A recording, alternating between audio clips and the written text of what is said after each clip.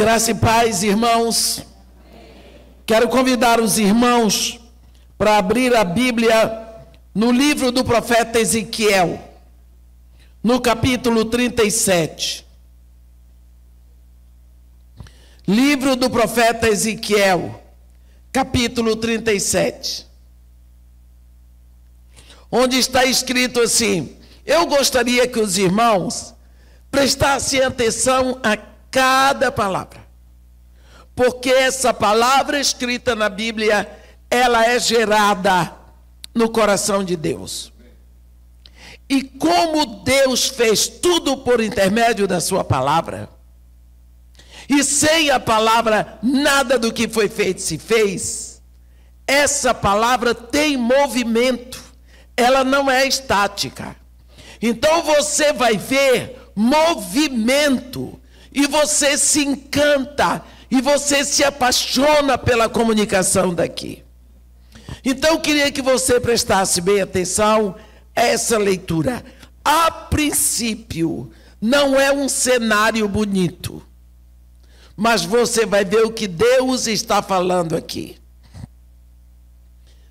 O profeta diz assim: veio sobre mim a mão do Senhor. Ele me levou pelo Espírito do Senhor e me deixou no meio de um vale que estava cheio de ossos, e me fez andar ao redor deles.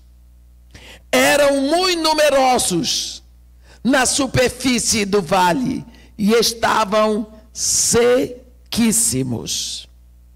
Então me perguntou: filho do homem, acaso poderão reviver estes ossos?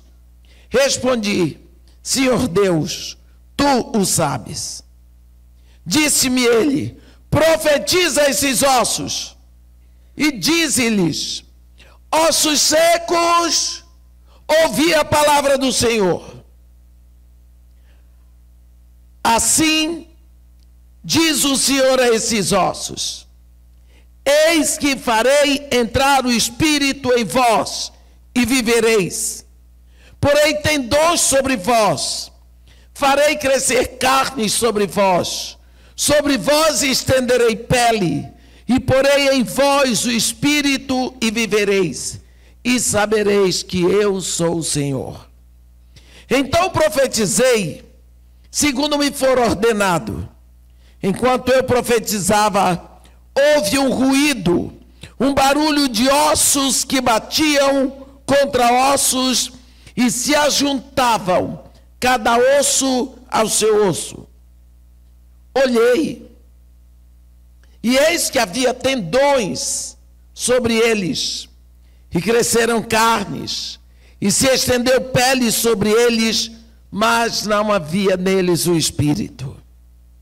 Então ele me diz: profetiza o Espírito, profetiza, ó filho do homem, e dize-lhes: assim diz o Senhor Deus, vem dos quatro ventos, ó Espírito, e assopra sobre esses mortos para que vivam. Profetizei como ele me ordenara, e o Espírito entrou neles, e viveram e se puseram de pé, um exército sobre modo numeroso. Amém. Eu tenho encontrado muitas pessoas que querem ter visões espirituais, querem ter êxtase. Tem uns até que inventam. Eu não sei por quê. Quando o anjo vem para falar com a pessoa, ele diz para a pessoa: não temas. Se ele diz não temas, é porque a pessoa fica apavorada. Uma visão espiritual é algo que é totalmente fora da nossa realidade. Aqui, eu não queria estar no lugar desse profeta.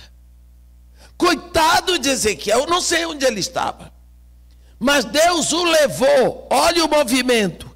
Ele me tomou, me levou, me deixou, me fez andar e depois me perguntou. Olhe os verbos, olhe os movimentos da profecia. Primeiro, ele me levou, a mão do Senhor leva o profeta. Para onde? Ele não sabia. Mas deixou aonde? Não foi no shopping, não foi na casa dele, não foi no palácio, foi no meio de um vale que estava cheio de ossos. Você gostaria? Não eram ossos de frango, eram caveiras humanas. Que coisa horrível! Ossos, meus irmãos, ossos sempre fizeram parte de uma estrutura orgânica. Vegetais não têm ossos, minerais não têm ossos, só animais vertebrados têm ossos. Então, ossos, eles fazem parte de uma estrutura de vida. Mas quando eles estão secos, eles nos lembram que alguém morreu, que ali já houve vida. Mas agora eles estão secos. Que esperança pode haver para um osso seco? Deus deixa esse profeta ali, no meio dos ossos secos. Quanto tempo o profeta ficou ali, ele não diz, mas deixou. Com certeza foi tempo suficiente para ele perceber o ambiente. E quando ele tinha percebido o ambiente, Deus me fez andar em volta. Lá vai o profeta andar em volta. Para que Deus faz você andar em volta de uma situação dolorosa? Ele quer que você pense, ele quer que você analise, ele quer que você chegue a uma conclusão. O profeta rodeou a área, analisou aquele horror e ele diz, o profeta, chegou a uma conclusão. Qual foi a conclusão do profeta? Ele diz, ele deixa escrito na profecia, eram muito numerosos na superfície do vale e estavam sequíssimos.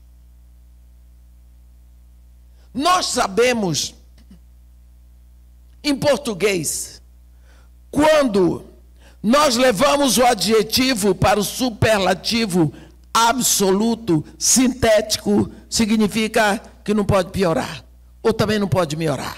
Chegou no máximo. Aqui o profeta está dizendo, não tem mais jeito, os ossos estão sequíssimos. Acabou. Ele decretou no coração dele a solução final. Não adianta me meter com a situação, porque aqui não tem mais jeito. Meus irmãos, quando Deus nos manda e quer que façamos uma coisa, Ele primeiro nos deixa perceber a situação. Quando você vai fazer algum trabalho de Deus, você percebe, antes de tudo, a necessidade. Quantas vezes nós olhamos a situação da América do Sul e dizemos, não tem mais jeito. Nós decretamos a falência. Nós decretamos o final. Nós olhamos para os meninos de rua e dizemos, não tem mais jeito. Nós olhamos para o nosso casamento e dizemos, não tem mais jeito, acabou. Nós somos doutores em decretar falência. Foi o que o profeta Ezequiel fez aqui. Eram muito numerosos na superfície do vale e estavam sequíssimos. Quando ele disse isso, Deus entrou em ação. Me perguntou: filho do homem, poderão acaso reviver esses ossos? Deus estava falando de ressurreição. Poderão reviver esses ossos? Lógico que isso foi um susto para o profeta. Como é que eu posso? Pergunto para você, tem alguma coisa aqui de madeira? Não, mas eu acho que aqui tem uma madeira no violão. Será que essa madeira foi cortada de alguma árvore? Primeiro cortou-se a árvore, secou, fizemos as tábuas, as lâminas, para fazer o violão. Será que esta madeira poderá de novo nascer na floresta? Você vai dizer, isso é um absurdo. Foi a mesma coisa que Deus fez com o profeta.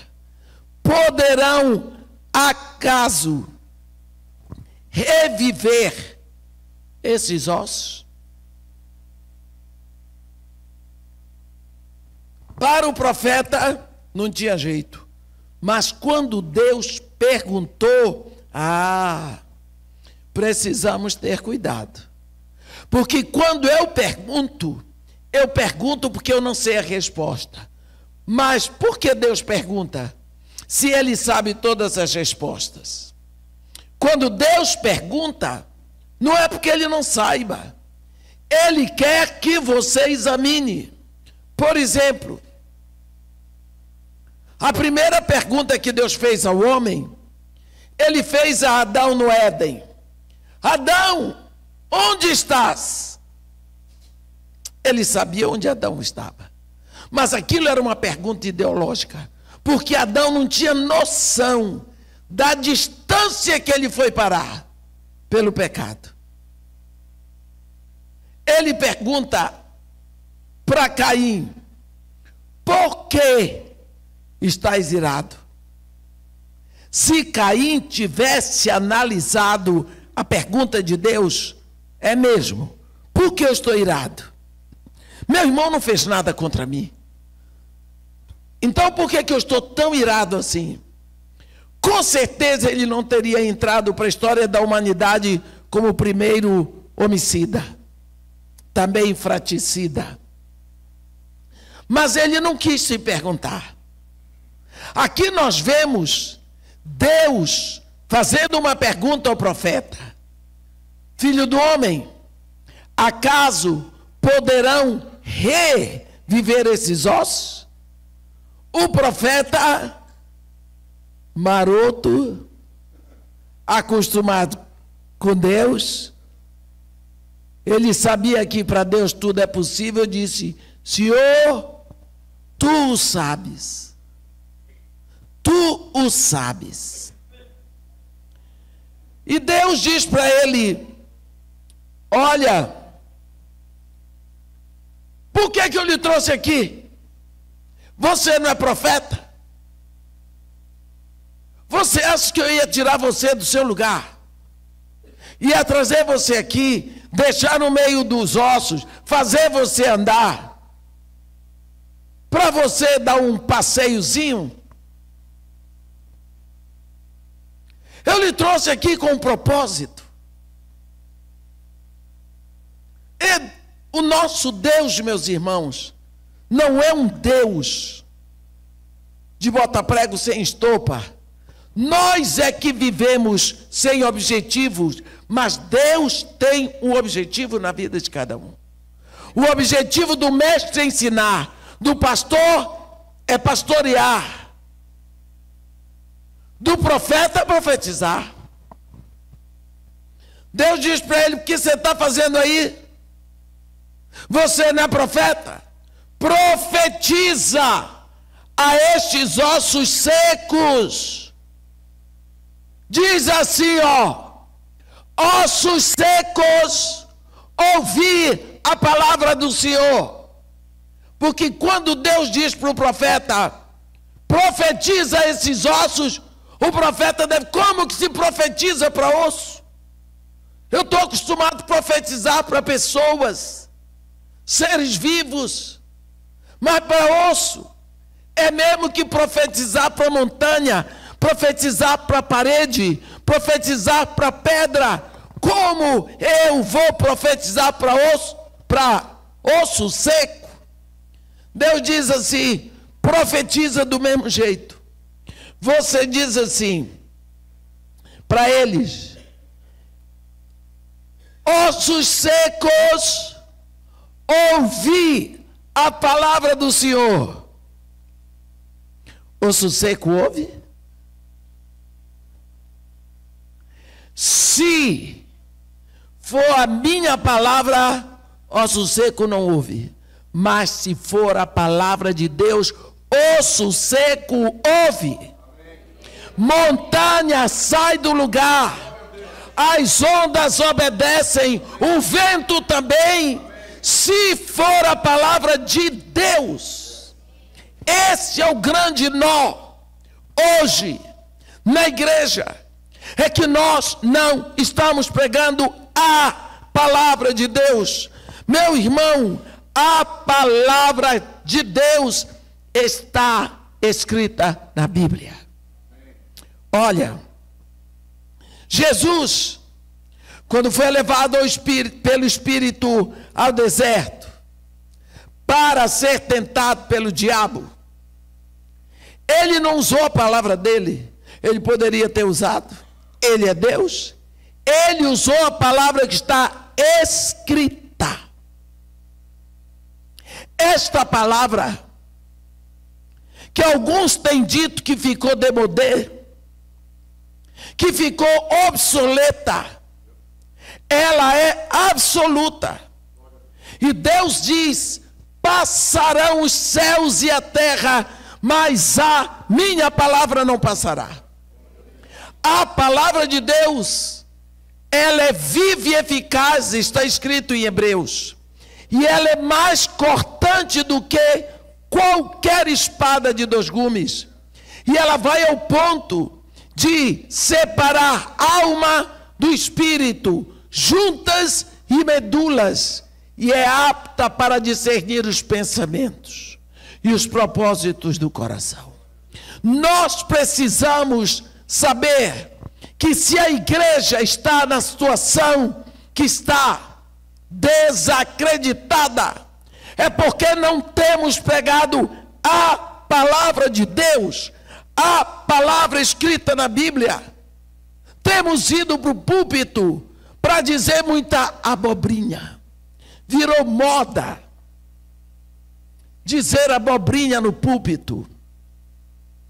Púlpito é uma palavra que está escrita uma única vez em toda a Bíblia.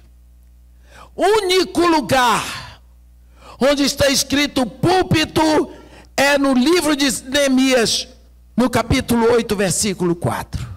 Quando foi feito um púlpito de madeira para Esdras ler a palavra de Deus. Púlpito é exclusivo para a palavra. Hoje em dia virou picadeiro. As pessoas vão para a igreja para se divertir, porque fulano vem e ele é muito engraçado. Cadê a palavra de Deus? A palavra de Deus, meus irmãos, ela é responsabilidade de Deus. Quando Deus fala em Isaías 55, ele diz: assim como desce do céu a chuva e a neve, e para lá não retornam, sem que antes reguem a terra, e a fecundem, e a façam produzir, para dar semente ao que semeia e pão ao que come, assim é a palavra que sai da minha boca, não retornará para mim vazia, mas fará o que me apraz e prosperará naquilo para que a designei. Nós precisamos saber o valor da palavra que está escrita. No domingo da ressurreição, 2 discípulos de Jesus estavam voltando para a aldeia deles. Vocês podem imaginar a situação. Podem imaginar. Esses 2 discípulos tinham saído de Emaús, dizendo: chegou o Messias chegou, e nós vamos andar com eles. Ninguém acreditou nessa história em Emaús. Eles largaram a casa, eles largaram a família, eles largaram o emprego, largaram tudo para seguir a Jesus, crendo que Jesus era o Messias. Mas eles queriam que Jesus fosse o Messias que eles queriam que fosse. O Messias que viria para restaurar Israel como rei Davi, expulsar, aniquilar com o Império Romano, com a dinastia não apenas dos Césares, mas a dinastia dos Herodes.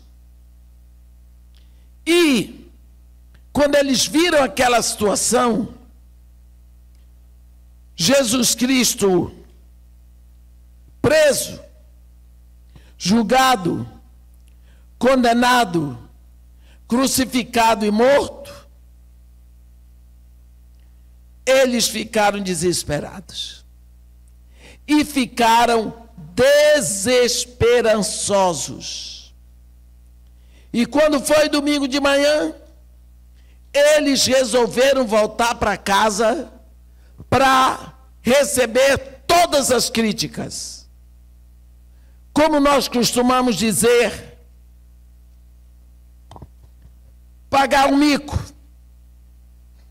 Pagar o mico. Enquanto eles estavam indo, a Bíblia diz, estavam de caminhos para uma aldeia chamada Emaús, distante de Jerusalém, 60 estádios, caminhada de um dia. Iam conversando a respeito de todas as coisas sucedidas. Aconteceu que enquanto conversavam e discutiam, o próprio Jesus se aproximou e ia com eles. Os seus olhos, porém, estavam como que impedidos de o reconhecer. Então Jesus perguntou, Jesus perguntando: o que é isto que vos preocupa? E de que ides tratando à medida que caminhais? E eles pararam entristecidos. Um, porém, chamado Cleopas, respondeu dizendo: és o único, porventura, que tendo estado em Jerusalém, ignoras as ocorrências desses últimos dias? Jesus tinha acabado de ressuscitar, já estava levando uma bronca. E Jesus respondeu: quais? Também Jesus Cristo não é fácil. Quais? E explicaram o que aconteceu a Jesus, o Nazareno, que era varão profeta, poderoso em obras e em palavras diante de Deus e de todo o povo, de como os principais sacerdotes e as nossas autoridades o entregaram para ser condenado à morte e o crucificaram. Ora, nós esperávamos que fosse ele quem havia de redimir Israel. Mas, depois de tudo isto, é já este o terceiro dia desde que tais coisas sucederam. Olhe bem o que estava acontecendo. Aqueles discípulos estavam voltando para casa no prejuízo, de mãos vazias, aniquilados, sem saber por onde começar. E agora? E Jesus disse para eles: ó nécios e tardios de coração para crer tudo o que os profetas disseram. Porventura, não convinha que o Cristo padecesse e entrasse na sua glória? Olha o que a Bíblia diz. E, começando por Moisés, discorrendo por todos os profetas, expunha-lhes o que a seu respeito constava em todas as Escrituras. Jesus Cristo, por acaso, fez alguma pregação nova? Não. Jesus Cristo pegou o que estava escrito desde Moisés, passando por todos os profetas, tudo o que dizia a respeito dele. Mas ele pegou o que estava escrito. É como se ele fosse dando gotas de palavras. E foi assim que ele tirou aqueles 2 discípulos da depressão. Foi assim que ele curou a dor daqueles 2 discípulos. Quando Jesus Cristo estava no deserto, sendo tentado por Satanás, ele também não fez nenhuma pregação para Satanás. Ele só dizia assim: está escrito, está escrito, está escrito. A palavra de Deus é espada. É com ela que você vence. É a palavra de Deus. Se você levar em consideração a armadura de Deus, o cinto da verdade, Efésios 6, ele lhe protege contra as mentiras, contra os enganos. A couraça de justiça lhe protege contra enfermidades. Os calçados do Evangelho da Paz defendem a sua caminhada para você não pisar em armadilhas. O escudo da fé lhe defende dos dardos inflamados que o inimigo manda na sua direção. O capacete da salvação defende a sua mente, defende a sua alma, os seus pensamentos. Você está todo defendido. Com o que é que você ataca? Com a espada do Espírito. É a única parte da armadura que é de ataque. E a espada do Espírito é a palavra de Deus, quando ela sai da sua boca. Palavra de Deus.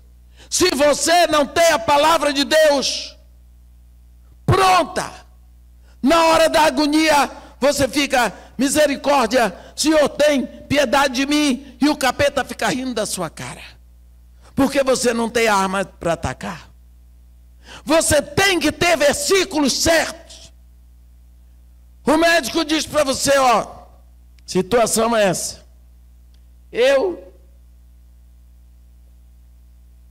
Na minha experiência, diria que você tem o máximo 6 meses de vida. Não, na hora, o número dos meus dias é contado por Deus. Está escrito. Está escrito. O número dos meus dias é contado por Deus. O médico vai tomar um susto, mas você foi com a espada. Está escrito. Não é? Você tem que ter a palavra para dizer.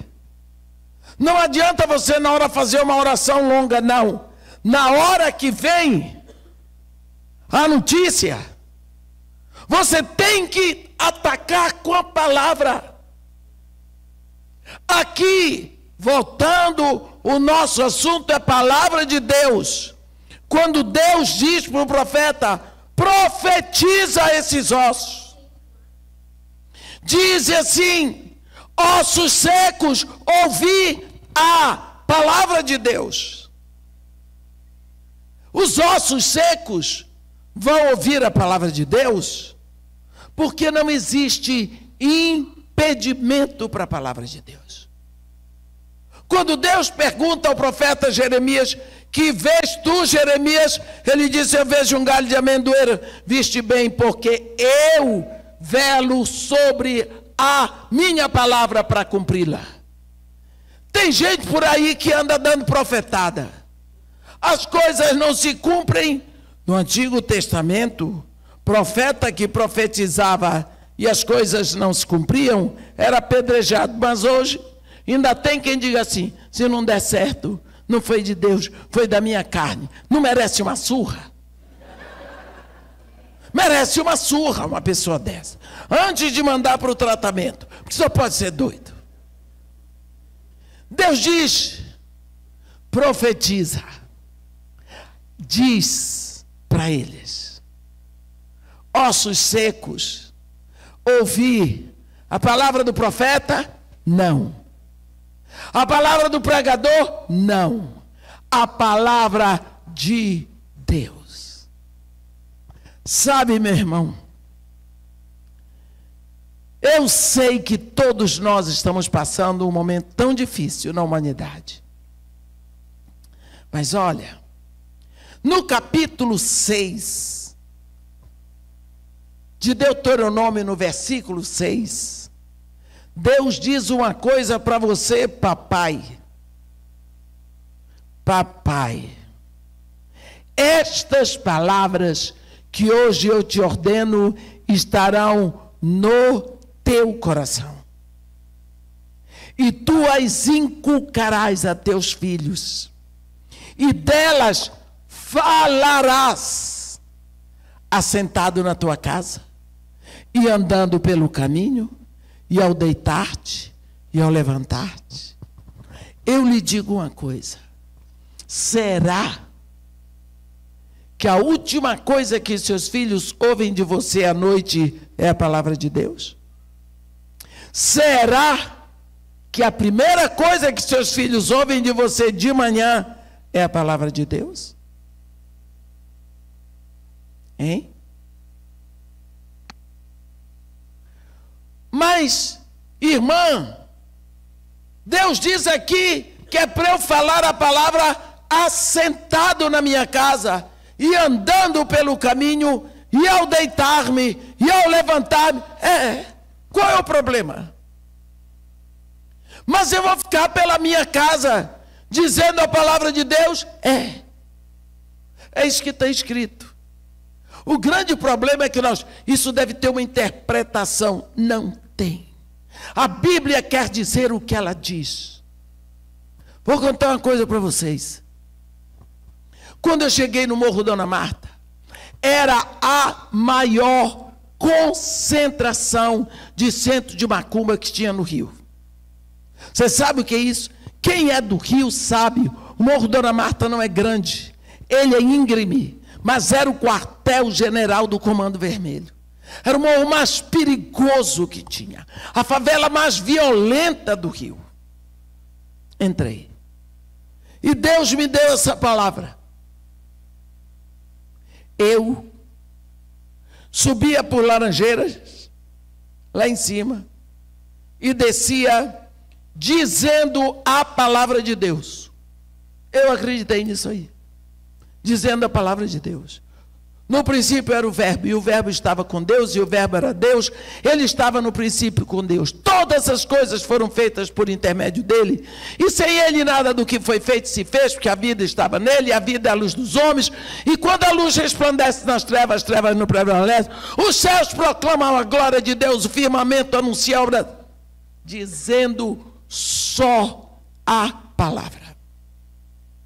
Na minha frente tinha gente matando galinha preta, derramando sangue, e atrás de mim eu dizia: eu quero os meus batedores com fuzil. Eu tremia toda de medo, mas eu tenho uma teimosia que é inerente a mim. Eu sempre fui teimosa. Eu apanhava quando era criança, porque eu era teimosa. Eu apanhava, eu morria ali fazendo. Teve um dia que eu disse para minha mãe: bata, mas mate, porque se não matar, eu vou fazer de novo. 7 anos. Olha que criança. Você já teve um filho assim? Então agradeça a Deus.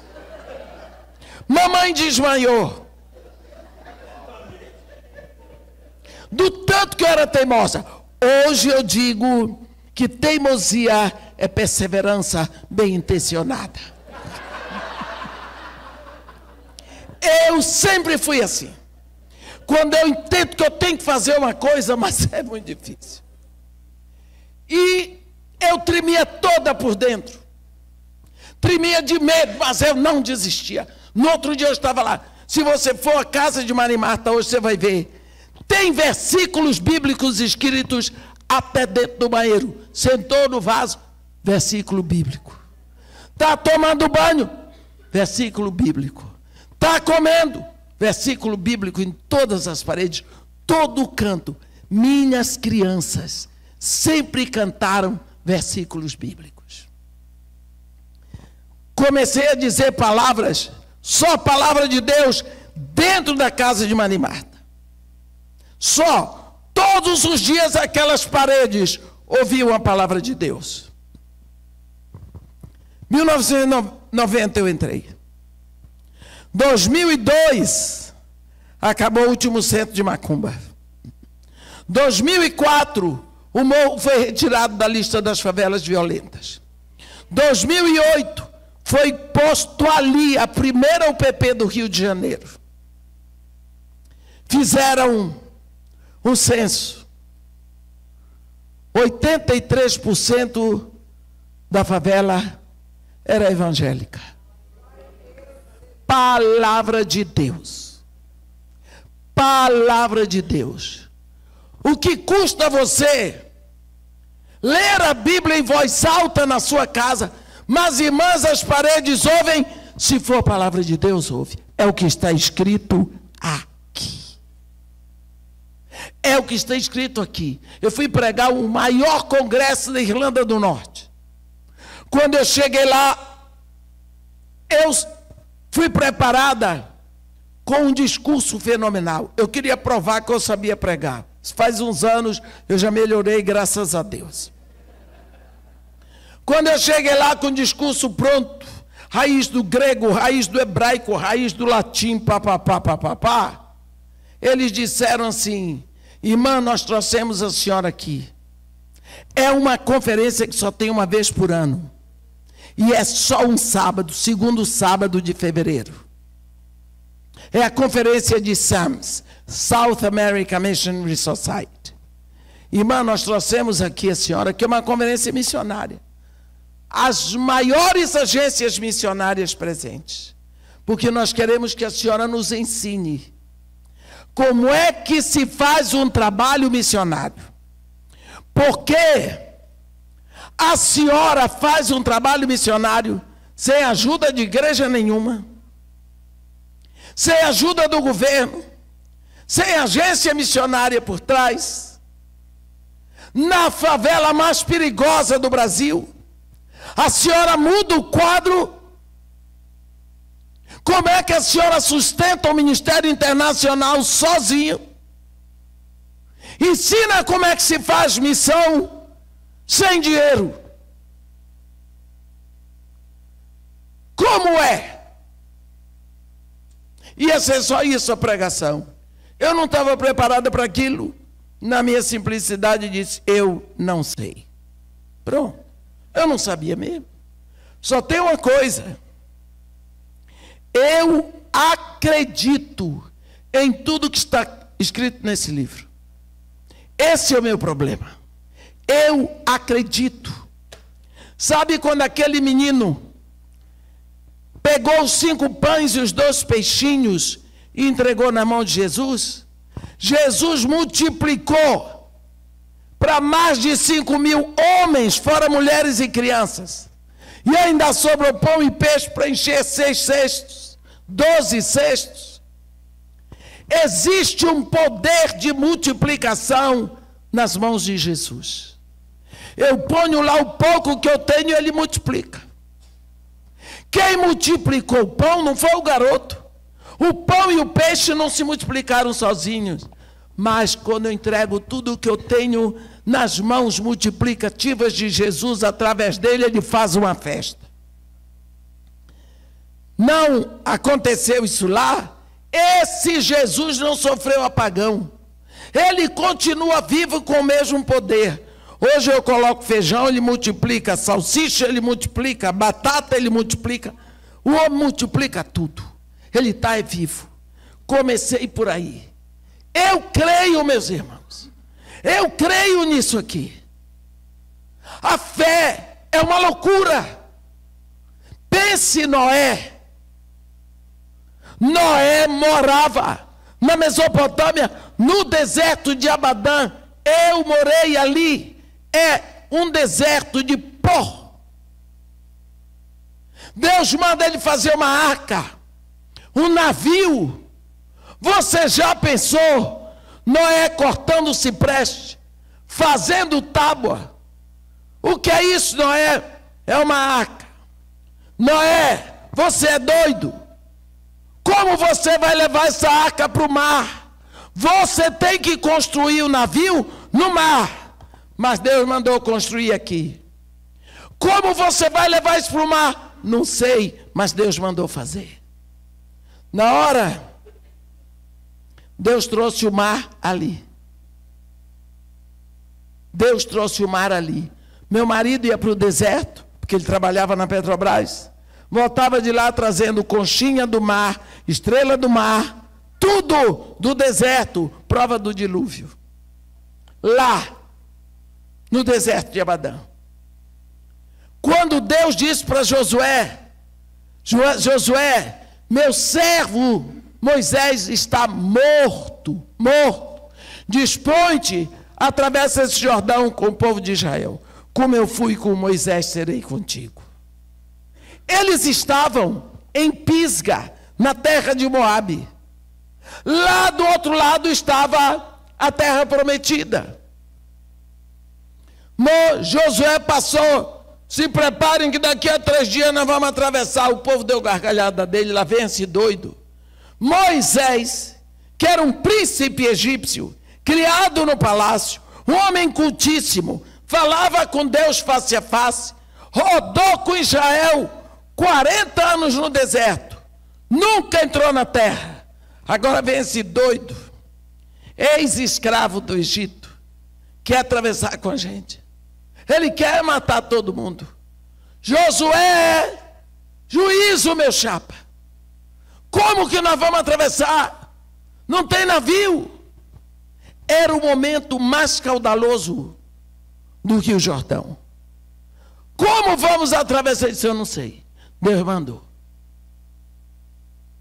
Loucura.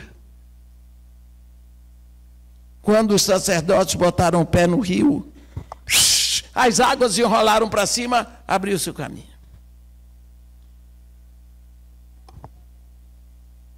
Deus diz para Moisés, Moisés, estende a mão sobre o mar, abre o mar, para o povo de Israel passar. Coitado, nunca, para nós hoje é fácil, nós já vimos acontecer, mas Moisés nunca tinha ouvido falar. O pobre do Moisés pagou o mico. Estendeu a mão, abre-te. Ficou lá.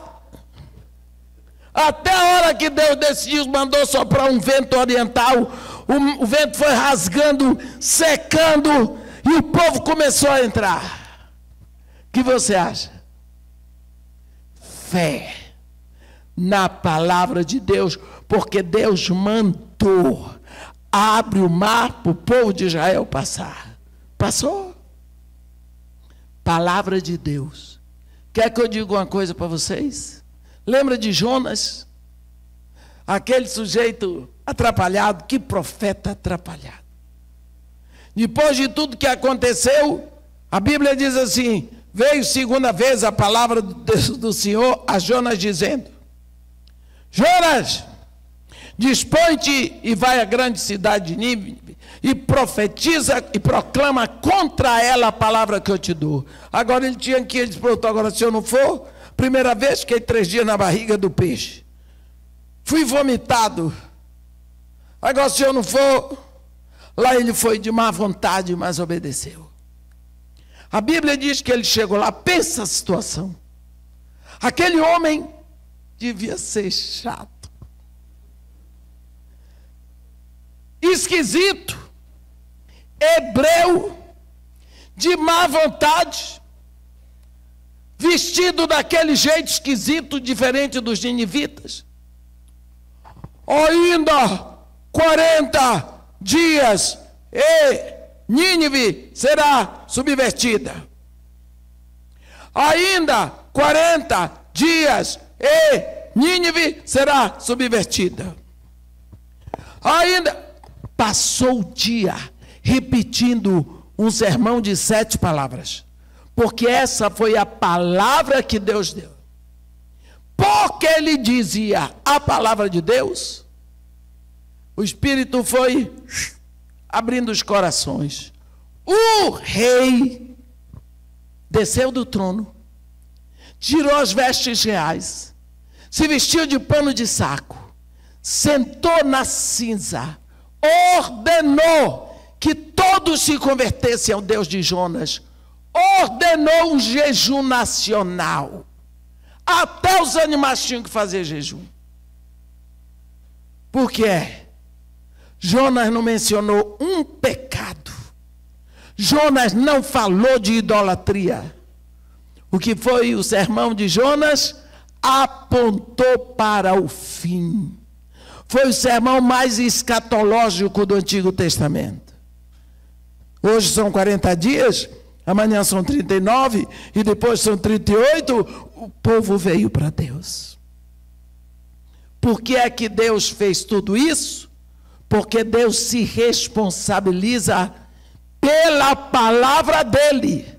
A boca era de Jonas, a voz era de Jonas, mas a palavra era dele. Vai, profeta, profetiza os ossos secos. Diz assim: ossos secos, ouvi a palavra do Senhor. Osso seco ouve, se for a palavra do Senhor, porque não há impedimento para eles. E Deus diz: porei tendões sobre vós, farei crescer carne sobre vós estenderei peles, e porei em vós o espírito e vivereis, e sabereis que eu sou o Senhor. O profeta diz que enquanto ele profetizava, ele ouviu um ruído de osso que batia em osso. Era um pedaço de osso de lá vindo encontrar com o outro de cá.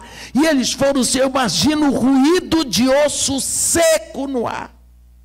Eles foram formando esqueletos. Quando os esqueletos estavam prontos, aí vinham tendões, veias, artérias, músculos, até que veio a carne. Agora o profeta olhou. Eu vou dizer uma coisa para vocês, que visão horrível.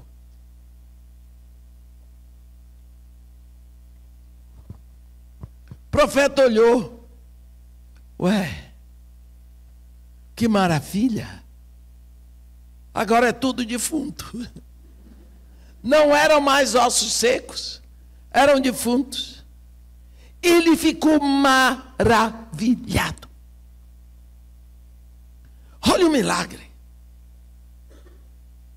De ossos secos, agora é defunto. Para que serve defunto? Osso seco não tem vida e defunto também não tem. Quantas vezes nós paramos o trabalho na metade que achamos que está ótimo? Um dia eu fui chamada para receber uma comenda pela polícia do Rio, para ser homenageada pelo meu trabalho no Morro Dona Marta. Olhe o seu trabalho. A favela pacificada sem procurar. olhe o trabalho que a senhora fez. Eu disse para eles, porque quem estava falando isso era o capitão Oséias, porque o BOP do Rio é cheio de pastores e evangélicos. Eles têm... Eu que fui inaugurar a capela nova do BOP. Pensa bem, antes era um padre com missa, agora chama uma neguinha evangélica para inaugurar a capela nova do BOP. Eu me senti tão feliz, fui lá. Deixa eu dizer, olhe o seu trabalho. Eu disse, com certeza. O trabalho foi meu, não foi do Espírito Santo, não. Porque se o trabalho fosse do Espírito Santo, as moças não estavam casando grávidas, não estariam engravidando solteiras, mas como o trabalho é meu, isso está acontecendo. Por quê? O trabalho não está completo, meus irmãos. Jesus Cristo diz: ide e fazei discípulos. Ele não disse para fazer evangélico. E a diferença entre um discípulo e o evangélico é muito grande. O discípulo pensa com a mente do seu mestre.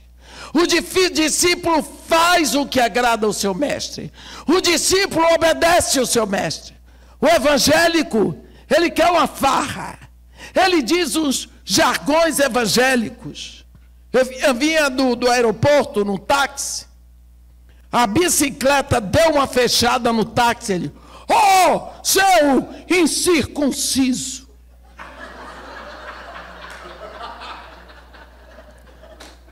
Evangélico. Sabe, irmã, aquela mulher é uma Jezabel. Então eu já sei que ali ouviu algum sermão. Então o evangélico, ele tem toda essa roupagem, esses jargões, esses aleluias. O discípulo, ele vive ali.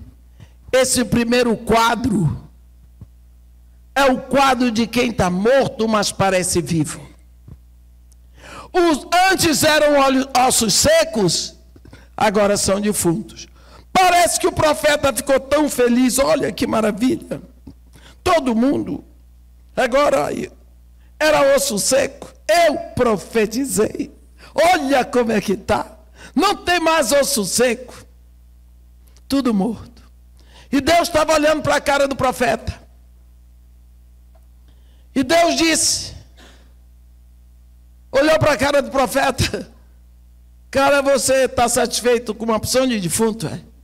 Eu trouxe você aqui para que osso seco vire defunto. Você está satisfeito? Se isso tudo vai apodrecer de novo. E o profeta feliz. Versículo 9. Então ele me disse: profetiza o Espírito, profetiza, ó filho do homem, e diz assim: assim diz o Senhor, vem dos quatro ventos, ó Espírito, e assopra sobre esses mortos, para que vivam.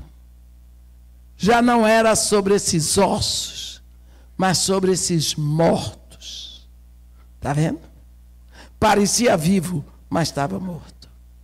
Deus pede, e o profeta diz: profetizei como lhe me ordenara. E o Espírito entrou neles, e viveram, e se puseram de pé, um exército sobremodo numeroso. Olha aqui, quantas vezes nós ouvimos na Bíblia essa expressão, quatro ventos. Eu vou lhe dar um conselho. Quando você tiver tempo essa semana, procure na Bíblia. Quantas vezes tem a expressão dos quatro ventos?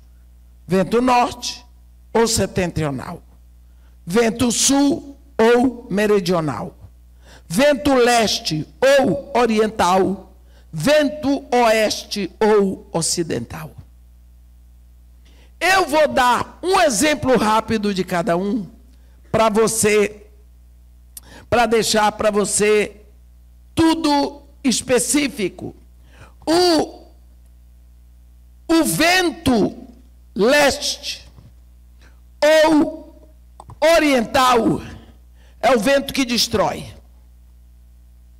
É vento de destruição. Eu vou lhe dizer, lá em Gênesis 41, no versículo 6, está escrito assim,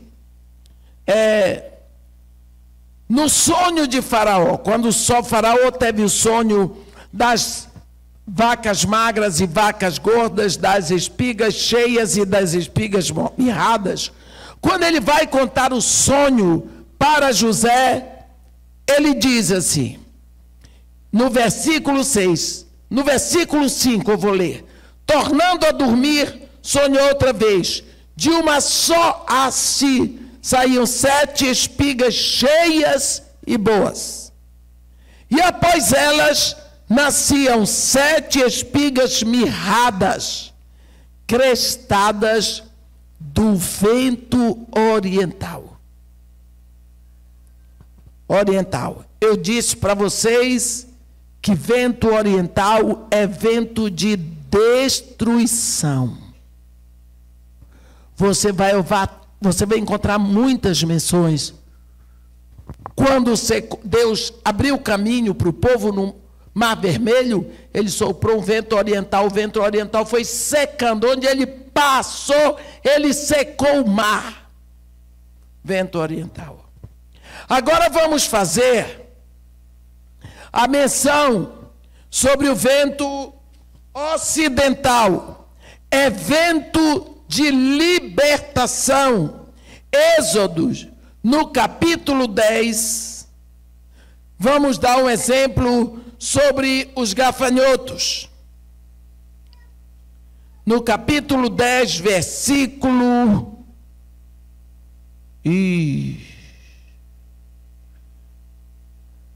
No versículo 14... Não, no versículo 19. Eu vou explicar o que é. Faraó chamou Moisés e Moisés orou ao Senhor para tirar os gafanhotos do Egito. Então, no versículo 19 diz, então o Senhor fez soprar fortíssimo vento ocidental, é vento oeste, o qual levantou os gafanhotos e os lançou no Mar Vermelho. Nem ainda um só gafanhoto restou em todo o território do Egito. Então, o vento ocidental, em qualquer lugar da Bíblia que você leia, é vento de libertação. Tem o vento norte, você vai ver, eu vou rapidamente, eu sei que o tempo é contra mim, mas eu preciso dizer isso. O vento norte e o vento sul, você vê bem aqui em Cantares, sobre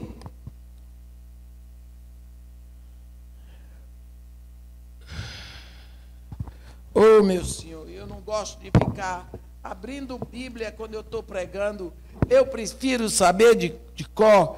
Capítulo 4 de Cantares, diz assim no versículo 16, levanta-te, vento norte, e vem tu, vento sul, assopra no meu jardim, para que se derramem os seus aromas. Venha o meu amado para o seu jardim e coma dos seus frutos excelentes. O vento norte é o vento que limpa. Quando o vento norte vem, ele forma neve. Ele traz o frio. Ele vem do Polo Norte. A neve, quando desce, ela traz toda a impureza do ar. Depois que cai a neve, você olha, você tem um sol tão limpo, um céu tão limpo. E o vento sul é o vento que dá prazer, que dá alegria, que traz o frescor. 4 ventos. Vem dos 4 ventos, ó Espírito, e assopra sobre esses mortos, para que vivam. Aquele povo parecia que estava dormindo. inteirinhos, refrescados. O profeta estava satisfeito, tudo inteiro. Não tem um de gesso, não tem um de cabeça quebrada, tudo inteirinho, tudo morto, tudo morto. Foi preciso que viesse o Espírito. Quando você recebeu Jesus, antes a Bíblia diz que nós estávamos mortos nos nossos pecados e delitos. Parecíamos vivos, como esses mortos aqui. Então nós nos rendemos e Deus vai nos dar o Espírito. E esse Espírito vem na nossa vida como 4 ventos. Como o vento oriental, ele vai mirrar, ele vai secar toda a erva daninha da sua vida. Ele vai extinguir, que nem ele fez com as espigas do sonho de Faraó. Toda plantação maléfica que tem na sua vida, o Espírito vai, como vento oriental, e vai secar. Não vai progredir. Mas ele vai soprar também como o vento oeste, que vai libertar você.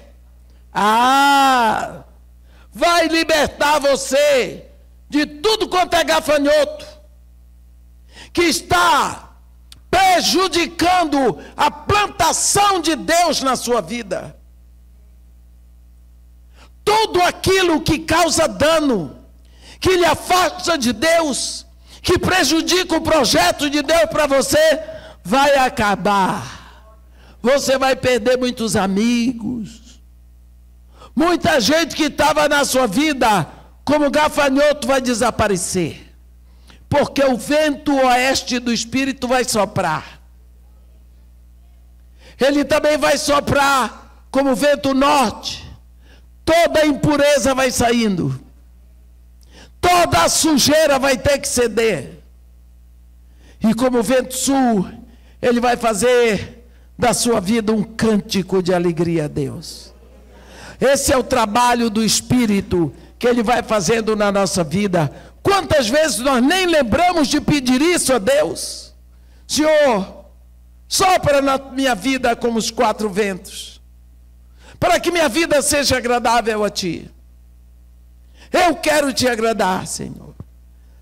Que essa seja a nossa preocupação. Quando o profeta viu, o vento vem, o Espírito vem como 4 ventos. Aquele povo, que antes eram ossos secos e esparsos pelo vale, e segundo a visão do profeta, eles estavam sequíssimos, não tinham jeito. Agora é um exército sobremodo. Ele diz, numeroso. Lembra que ele disse que eram muito numerosos os ossos na superfície do vale? Agora o exército é numeroso.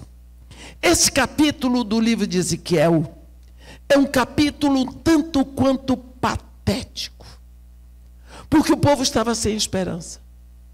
É interessante que depois do capítulo 37, nós vamos ver o capítulo 38 e 39. O capítulo 38 e 39 é um capítulo que está se preparando hoje. A mídia mundial está anunciando, mas nós, os filhinhos de Deus, estamos dormindo. O capítulo 38 e 39 fala da realidade de Gog, da terra de Magog, príncipe de Ros, Meseque e Tubal. Se você está com a sua Bíblia aí, olhe esta palavra, que eu ainda vou terminar o capítulo 37.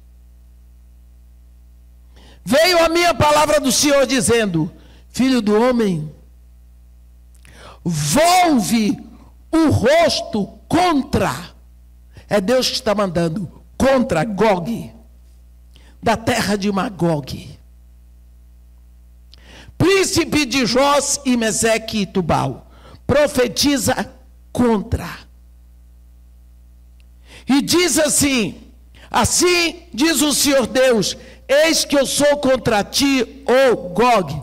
Se Deus é contra Gog, quem será a favor dele? Príncipe de Jos e de Meseque e de Tubal, far-te-ei que te volvas, porém anzóis no teu queixo, e te levarei a ti todo o teu exército, cavalos e cavaleiros, todos vestidos de armamento completo, grande multidão, com pavês e escudo, empunhando todos a espada, persas e etíopes, e Pute com eles, todos com escudo e capacete, Gomer e todas as suas tropas, a casa de Togarma, do lado do norte, e todas as suas tropas, muitos povos. Prepara-te, sim, dispõe-te tu e toda a tua multidão do teu povo que se reuniu a ti, e serve-lhe a guarda. Depois de muitos dias serás visitado. No fim dos anos virás à terra que se recuperou da espada, ao povo que se congregou dentre muitos povos sobre os montes de Israel, que sempre estavam desoladas. Este povo foi tirado de entre os povos, Israel, e todos eles habitarão seguramente. Então subirás, virás como tempestade, far-te-ás como nuvem que cobre a terra, tu e todas as tuas tropas, muitos povos contigo, assim diz o Senhor. Naquele dia terás imaginações no teu coração e conceberás mau desígnios. Eu não vou ler tudo, só para dizer para vocês. Algumas Bíblias dizem assim: Gog, da terra de Magog, príncipe de Meseque e de Tubal, não tem Ros. Porque Ros não é uma terra. Ros é a reunião de todos os povos de língua russa. Aqui, Deus está dizendo: isso vai acontecer. E já foi tentado, mas agora a coisa é para valer. Que um líder, um chefe de Magog, Magog é a terra, ele vai fazer uma aliança com muitos povos, mas principalmente ele vai congregar todos os povos de língua russa. Vocês lembram que a Rússia tomou a Geórgia? O mundo calou, não disse nada. Anexou outros povos, ninguém disse nada.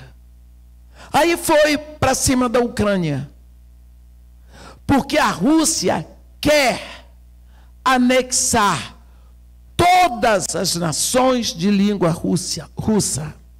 A Rússia nunca engoliu a humilhação de ter sido desfeita a União Russa Socialista Soviética. A Rússia é um país que empobreceu. A Rússia tem o conhecimento, tem tecnologia, mas não tem dinheiro. A Rússia tem muito petróleo, tem nos mares gelados do Oceano Glacial Antártico. A Rússia tem dificuldade para trazer o petróleo dela, porque ela tem que trazer o petróleo, ele vem pelo Mar Negro, atravessa o Bósforo para o Mar de Mármara, ou Mar Egeu, para poder ele ir para as refinarias. É muito caro, porque os campos de petróleo da Rússia estão na Sibéria. Então ela só tem mais gás.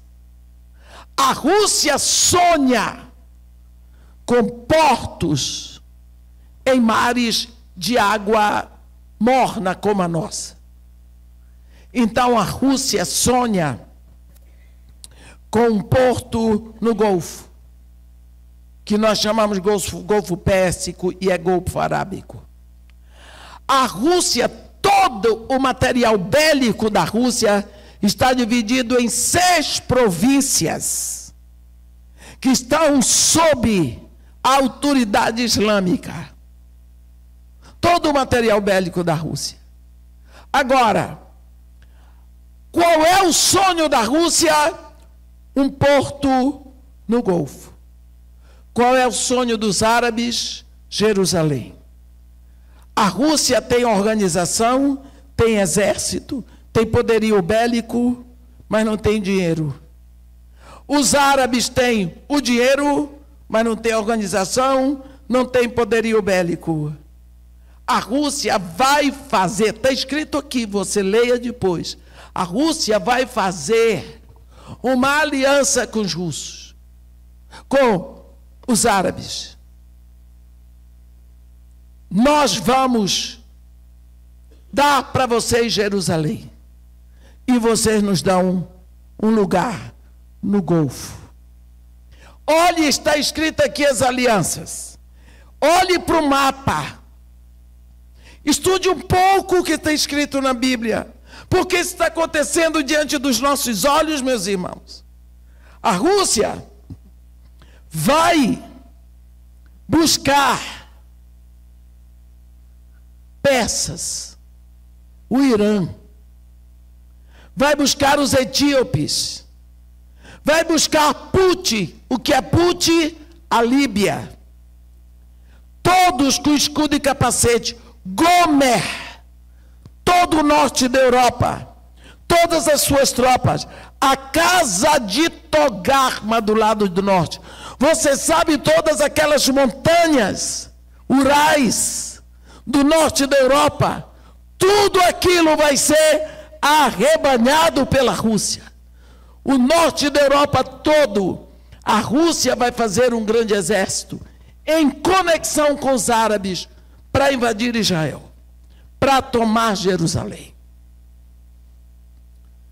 Quando chega lá, vocês se lembram da estratégia de vitória que Deus deu na guerra de Gideão? Que os inimigos se matavam entre si? É isso que vai acontecer. Eles vão subir tudo e Israel não vai lutar, porque vai ser pego de surpresa. E Deus é que vai fazer. Deus disse: eu vou trazer esse povo aqui. É Deus que vai levar. Vocês estão pensando que esse negócio na Ucrânia, as nações, não adianta. Está escrito aqui. Eles vão congregar a Ucrânia? Vão. Porque está escrito aqui, é a hora.